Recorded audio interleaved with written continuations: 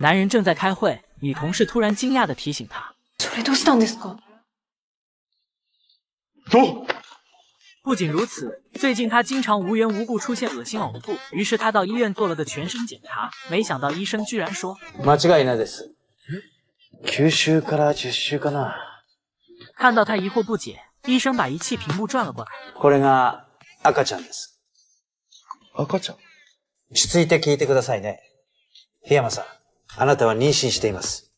男人还是无法相信，匆忙起身离开了医院。他到药房买了根验孕棒，回家按照说明测了一下，结果没有任何意外，她真的怀孕了。男人整个人都慌了，这要是传出去，岂不成了天大的笑话？可怀孕这种事迟早会被人看出来的，身体上的反应也越来越明显。男人再次来到医院，他要打掉肚子里的孩子，可医生却告诉他，按照规定，堕胎必须男女双方都同意才行。无奈之下，他只好把这件事告诉了女友。可没想到，女友听到后不仅没有惊讶，反而鼓励他把孩子生下来，因为女友是个工作狂，如果自己不用受苦就能抱娃，这简直就是上天给他的福报啊！听到女友的这番话，男人直接就不淡定了。秋野言ってることってさ、その辺の男どもと一緒だよ。妊娠させといて認知してあげる、同意書書いてあげるって他人事みたいに。で、産むのも下ろすのもリスク背負うのこっちだから。早く書いてよ。看到男人态度如此坚决，女友只好签下了自己的名字。在等待手术的时间里，男人每天出门前都要垫上溢乳贴。地铁上，他主动给孕妇让座。为了掩盖自己的肚子，他在公司总是主动帮同事搬东西，经常在网上搜索一些孕妇和堕胎的知识，这也间接影响了他的工作。明明由他主导策划的方案，竟然被领导转给了别人。终于等到手术那天，可医生又告诉他，由于孕期已经超过3个月，胎儿已基本成型，必须申请殉葬许可才能堕胎。看着照片里的胎儿，男人陷入了沉思。这时，一旁的光头男主动和他打起招呼，没想到对方竟然也是一名孕妇。同病相怜的两人来到酒馆，得知他要打掉孩子后，光头男并没有劝他，而是高兴地分享起自己的孕期趣事，这让男人有些自惭形秽。第二天，在大客户的见面会上，公司展示了以孕妇为主题的策划方案，可客户却觉得题材不够新颖，一脸嫌弃的表情。眼看这笔大单就要泡汤，男人突然坐在后排开口：妊婦は妊婦でも、男性妊婦というのはいかがでしょうか？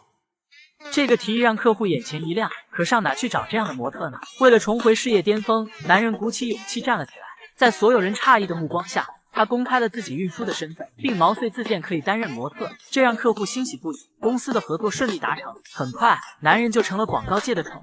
孕妇的形象让他迅速火遍全球，曾经隐匿在世界各地的孕妇也纷纷站了出来。他们不再惧怕世人异样的目光，男人建立起孕妇交流协会。时间过得飞快，一转眼，男人已经怀孕8个月了。公司提前给他放了长假，让他安心待产。可平静的生活很快就被打破了。这天夜里，一个男人突然出现在男人面前。よー、健太郎久しぶりだな。どちら様でしょうか？お前のお父さんだよ。ああ、そっかそっかそっか。ま、お母さんでもあるけどな。原来父亲也是一个孕妇，可当年却遭受到众人的非议，无奈之下，他只能选择抛妻弃子远走他乡。感同身受的男人选择了原谅父亲，可他不知道的是，父亲这次回来的真正目的，其实是利用男人的名气中饱私囊。他以男人父亲的名义骗走了孕妇协会的资金，然后带着钱逃之夭夭。面对铺天盖地的社会舆论，没办法，即将分娩的男人只好站出来收拾烂摊子。他到公司召开了记者会，在记者会上，男人并没有把责任推给父亲，而是独自承担下来，希望得到大家的谅解。